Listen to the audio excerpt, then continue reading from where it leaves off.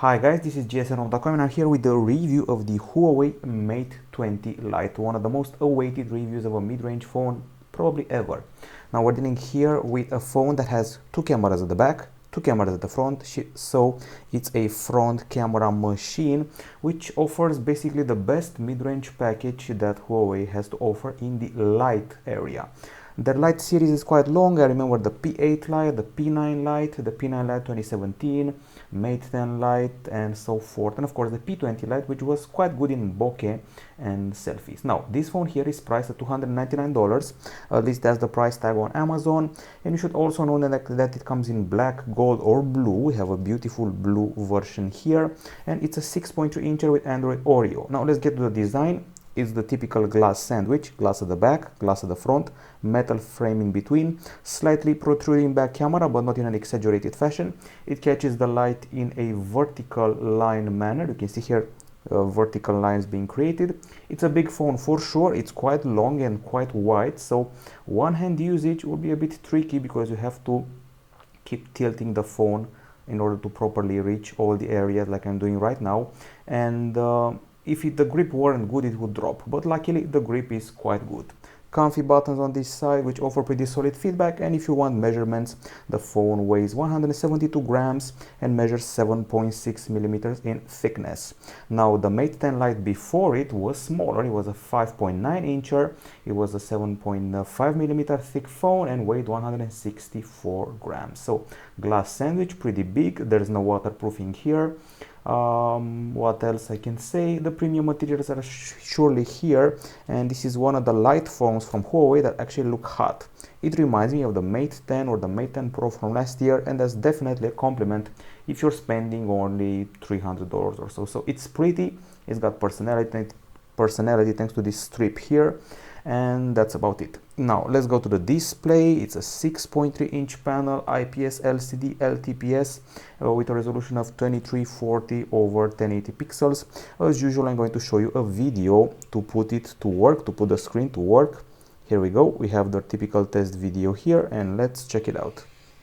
Now, of course, you have to expand it to complete the full view here. We have a pop-up play feature, and let's start from the beginning. So, first things first, very vivid colors and pretty well calibrated.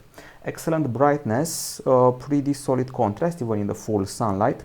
I would even go as far as to say that it feels like an AMOLED when it comes to the colors, and some pretty wide viewing angles.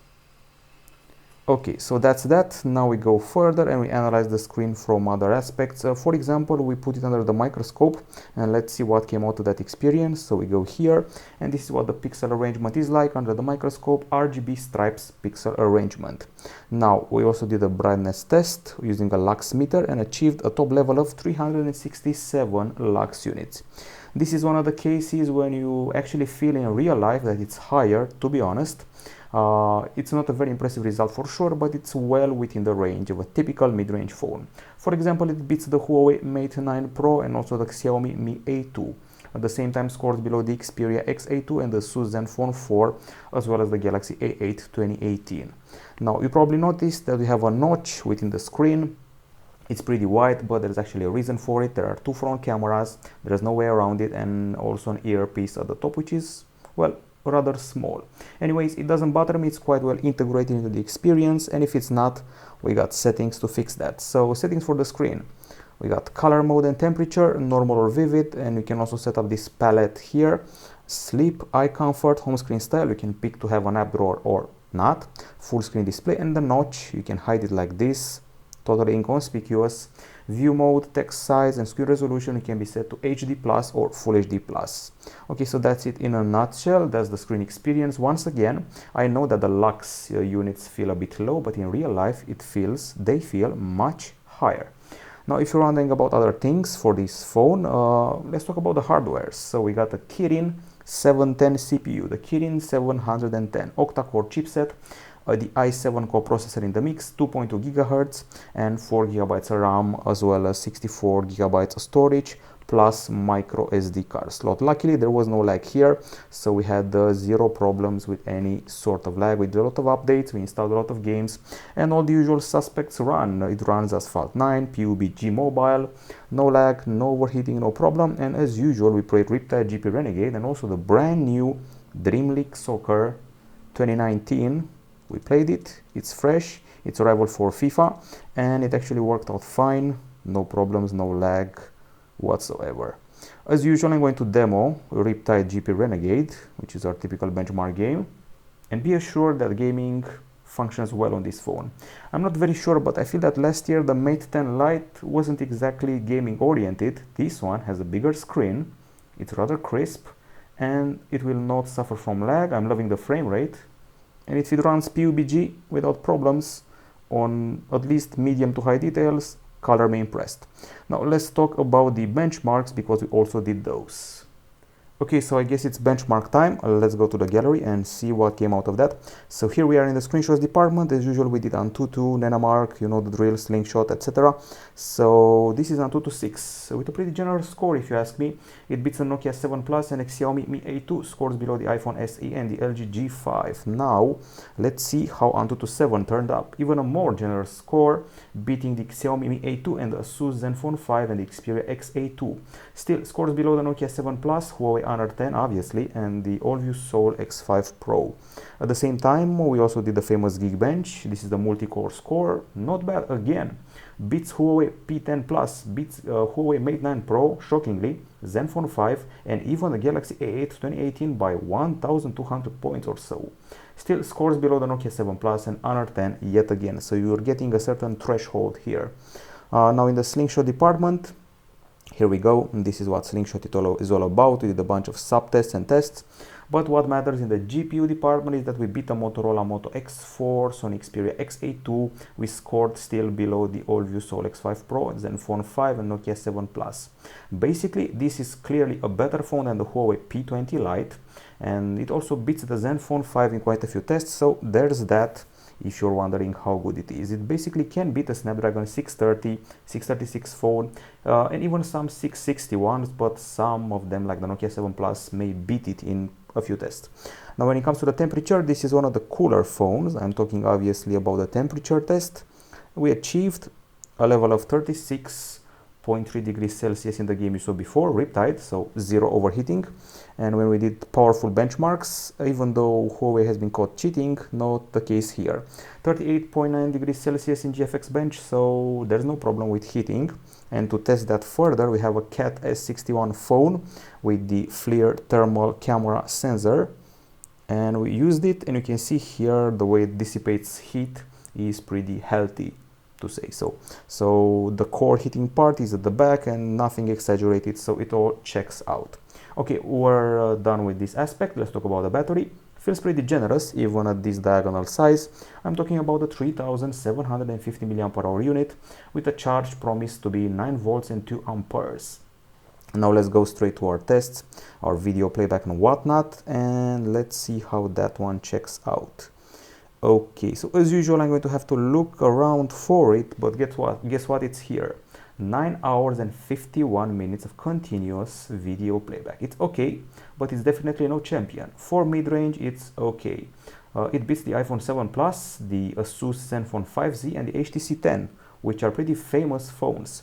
Now at the same time, the P20 Lite is clearly below it with its 7 hours and 46 minutes, and we also beat the Mate 10 Lite and its 8 hours and change. We're still below the Asus Zenfone 4, Moto X4, LG Q6, so below them. That's to remember.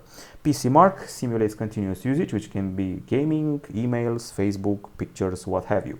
7 hours, 22 minutes, it's, I would say, acceptable towards good. It's better than the Nokia 8, which was a bit of a flagship, better than the HTC 10 and the HTC U12 Plus. Still, Galaxy S7 beats it, the Sony Xperia XA1 beats it, the Huawei P9 Lite 2017 beats it, Nokia 5 beats it, but at least we totally smashed the Huawei P20 Lite, and it's 5 hours and 24 minutes. Charging is a bit on the long side, 2 hours and 4 minutes, and after 30 minutes of charge, you'll be at around 28%, after 1 hour 55%, which is definitely not very impressive. Now if you want to do some tweaks to your battery life, there's of course the power saving mode and the ultra power saving mode, which will tweak your connectivity, vibration, notifications, and even the interface. You can set the screen resolution to Smart, HD Plus or Full HD Plus to save some juice, and that's basically it in a nutshell. And you can also keep Wi-Fi on during the device's usage, like keep Wi-Fi on always or when the screen locks, things like that. So the battery is, I would say, good by Huawei standards. You know, they don't exactly excel in the battery department of mid-rangers, but this one is quite okay. In the acoustics front, no love for stereo speakers yet again. We may see two grills here. Oh, actually, excuse me, not. There's only one grill here, a microphone and an audio jack next to it. I was so used to two grills, I would have sworn there are two of them. Nope, just one here at the bottom. And this little earpiece is just for the phone calls, so don't go around assuming you're going to get music from it. Speaking of music, we're getting here the Huawei's own music player. You can tackle the songs like this. You can go into the song like this.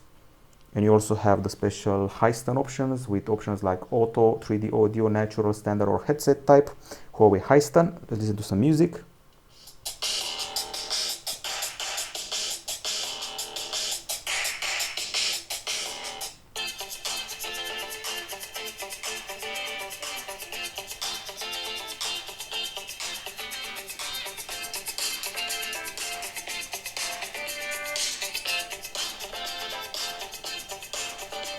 Okay, so you just saw me holding the phone in landscape with my hand right on the edge here, and I did not cover the speaker, so that's good news. Other good news, well, the experience involves a pretty warm voice, good bass, ample sound. The back vibrates a bit, but not in an exaggerated fashion. Quite loud, nice synthesizers. We have FM radio, and you saw in the unboxing a pair of cheap plastic headphones, not the comfiest in the world and not the loudest for sure. We also did some decibel meter tests, and let's see how those panned out. Okay, so decibel meter testing left us with this result here. It's 84 decibels, achieved at the front and the back of the phone using a typical acoustic sample. Now 84 decibels means we're beating the Nokia 8 Sirocco and also the Sony Xperia XZ2. Still, we got beaten by the Huawei P9 Lite 2017 and also the measly Huawei Y7 Prime 2018. Now in Riptide GP Renegade, let's see how we did. The game you saw before, 100.1 decibels, actually not bad. We're surpassing the Xiaomi Mi A2, the Google Pixel 2 XL and the OnePlus 6, all of them hot shots. Still we score below the Motorola One and the Nokia 8. I would say not bad for a singular speaker, but maybe next generation, give it a stereo twist. We know you can, Huawei. Now on the camera front, I said it before, there are 4 cameras here. There are 2 at the front, 2 at the back. At the back we're treated to a combo of 20 megapixel and 2 megapixel. There's an LED flash, f1.8 aperture. The 2 megapixel camera is the depth camera. This phase detection, autofocus, contrast focus, and that's about it at the back side. At the front, pretty generous, a combo of 24 and 2 megapixels with its own shade of bokeh portrait shots. Now I showed you the options and the UI, including the AI in the unboxing. You can take raw shots, panorama, full HD video, 60 frames per second, tweak the white balance, ISO, exposure, focus, shutter, metering, do portraits with portrait lighting, and AR lens, change your face with a special cute mask. I'm going to leave all of those behind and go straight to the gallery because we have a crazy number of photos, 400 plus. You can see them here, and sadly most of them were taken on a very cloudy and dark day. That's why I took some extra shots to make sure I was actually giving you the best possible shots. And at some point the sun came up. Okay, so here we go. First of all, when you're looking at the areas with the trees and the grass, I'm loving the texture, so not bad at all. Now I would want more details from a 20 megapixel camera. If you look at the Sony 90 megapixel cameras, they're getting a lot of details, where these ones not quite. I mean, they're okay and all, but if you start to zoom in, you're not very impressed. One thing that impressed me is the color calibration. So usually Huawei's mess it up a bit. If you look at the Huawei P20 Lite, the Mate 10 Lite, or the Honor 10, they messed up the colors. This one didn't. Of course, there was nothing to burn it. There was no sun to overexpose it, so maybe that's why.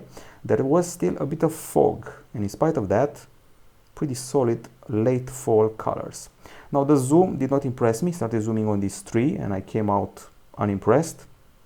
And let's see even more shots. We have landscape shots, start to zoom, and things are, I would say, not that bad. So they're actually decent, but I've seen better on the crazy Nokia 7 Plus, and it's amazing zoom.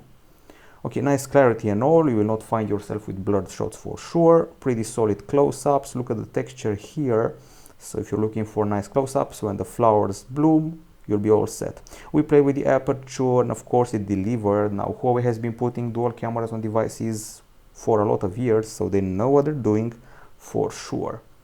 Okay, we're done with this, and it's time for the selfies. I took the selfies for a spin with AI activated, and I was not very impressed. Some of them were actually moved and blurry, and I would actually skip those here and would go further to the portrait lighting ones. Now, first we have the portrait ones. You can see the background behind me being totally blurred and my face highlighted.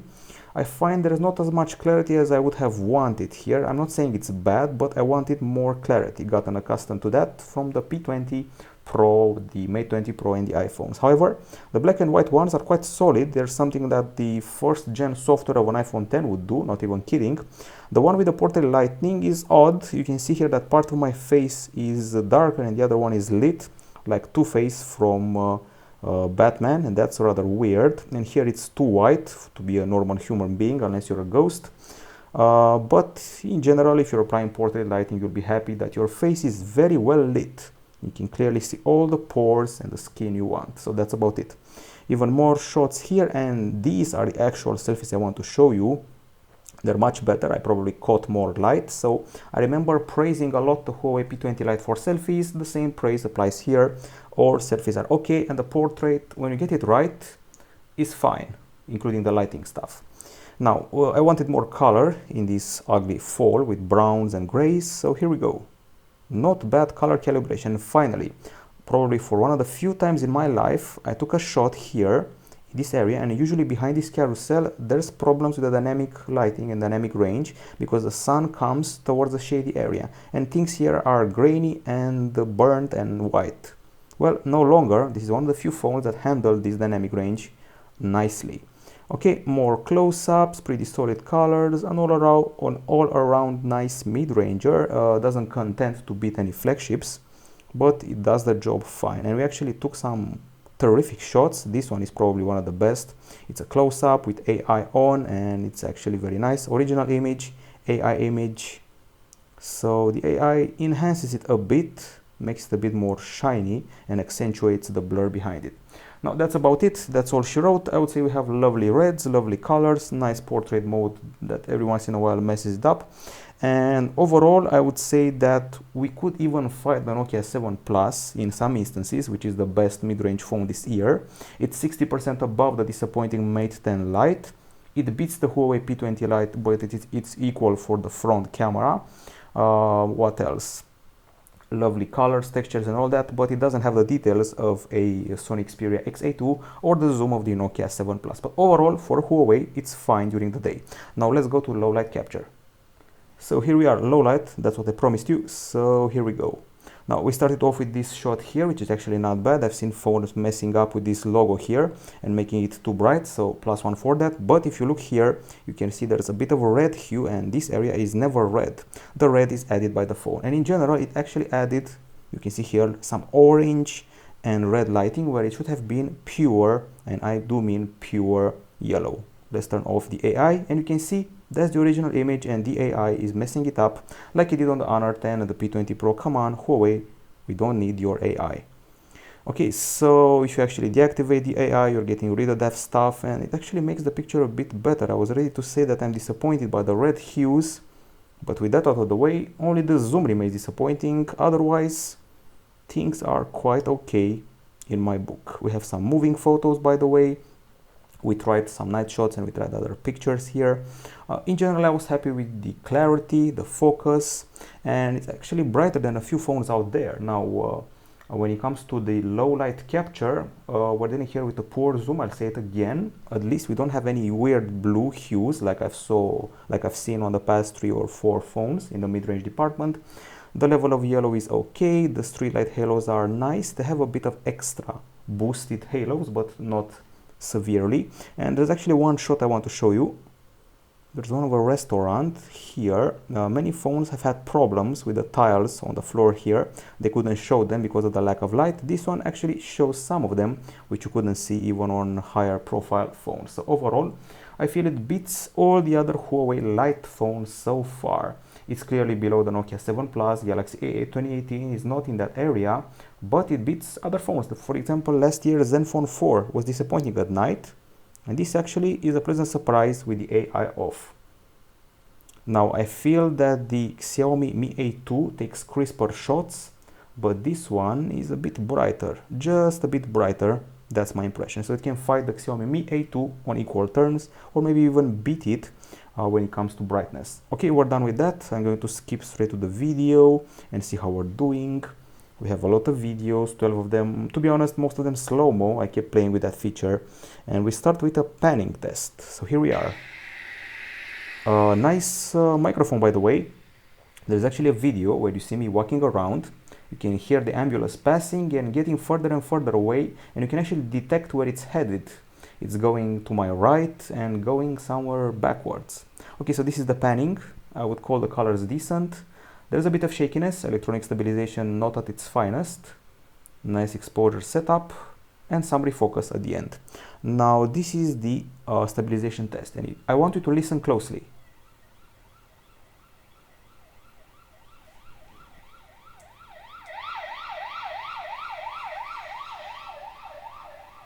So you can actually hear it's going to the right and behind me. So that's pretty cool. Nice microphone doing its job.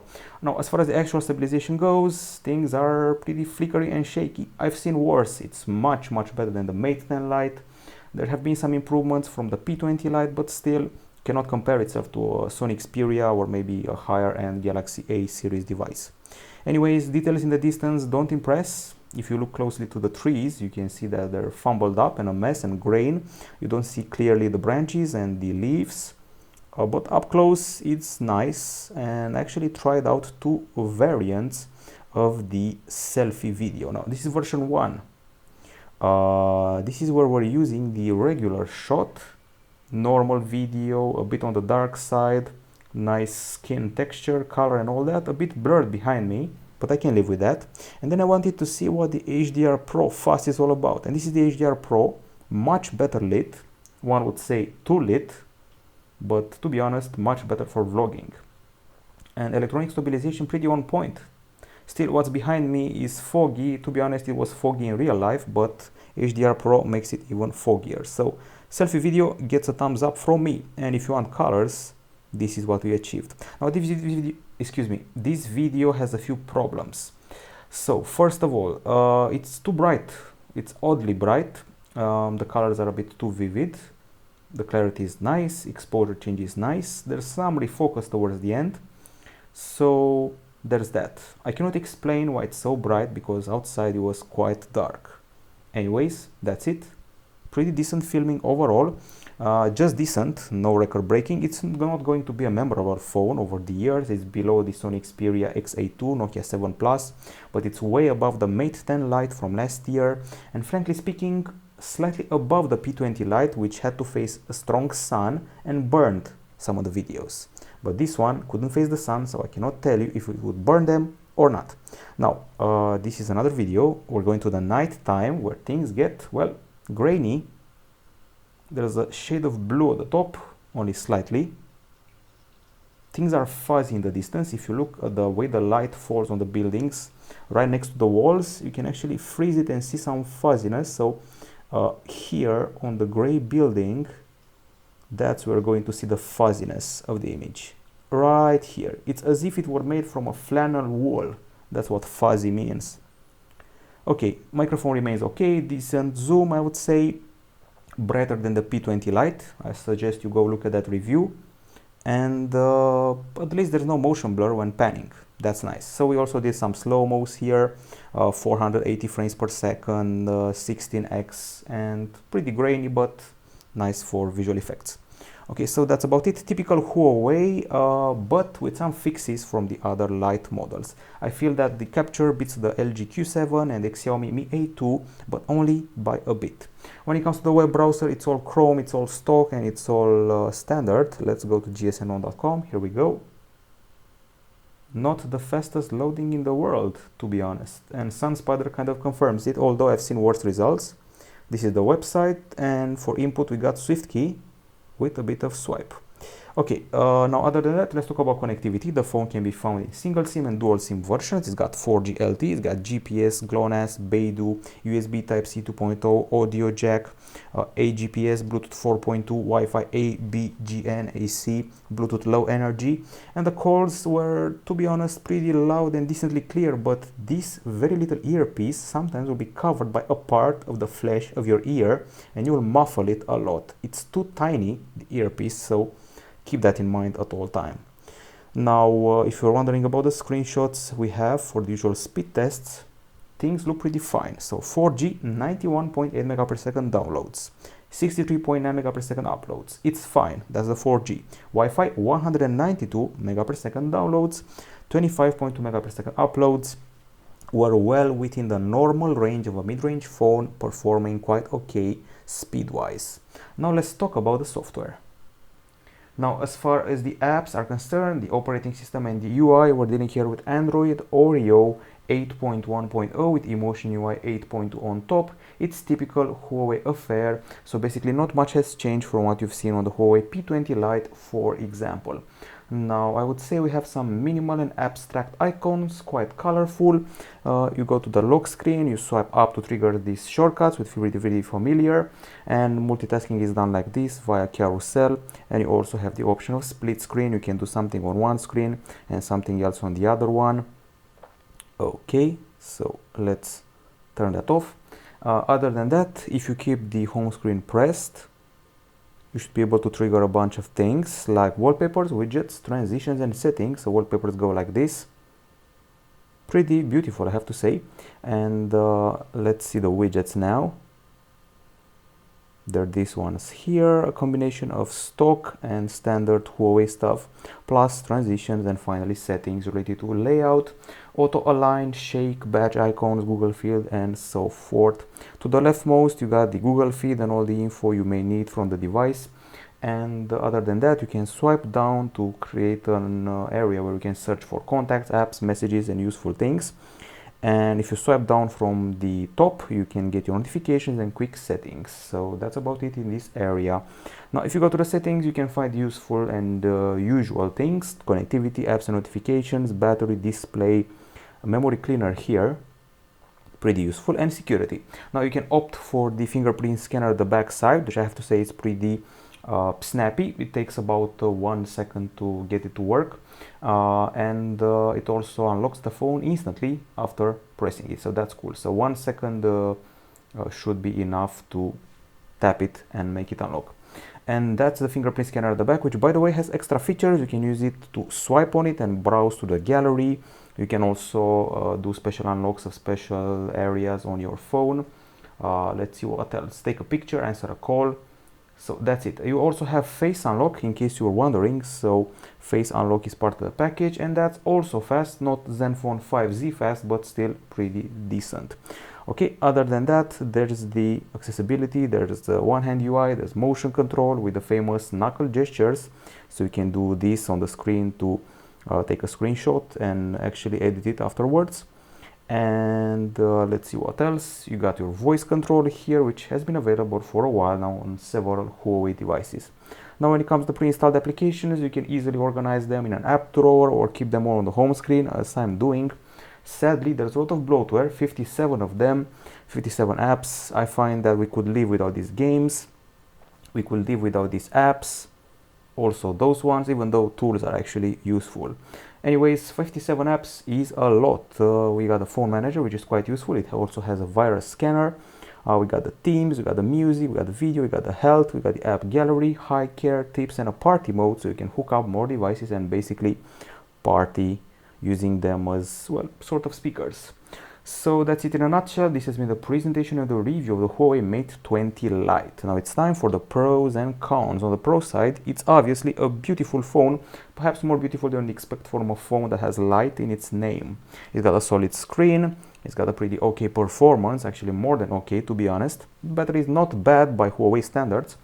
pretty nice acoustics, no overheating, decent colors when taking pictures and videos.